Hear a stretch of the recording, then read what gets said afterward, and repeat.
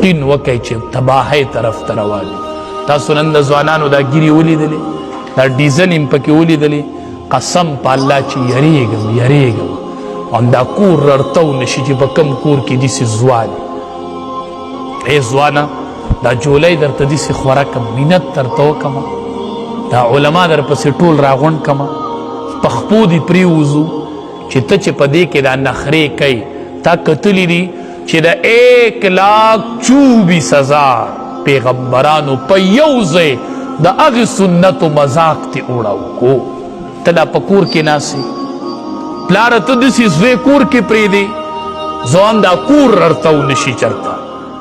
د کور نه به د بېدینۍ اډه جوړه شي، اډه. دا ته څه کوې بچیا وای په کوم طرف روانې؟ ما ورکئ، دا مور دې ورکئ، دا بچي ورکئ، دا خاندان ورکئ.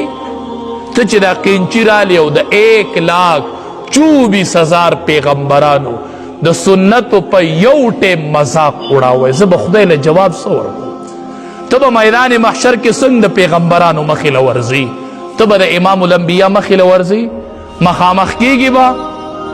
چې تا دا توهین کړی، دا ګورې توهین دی، دا مذاق دی، مذاق. توبې تې وباسو، توبې.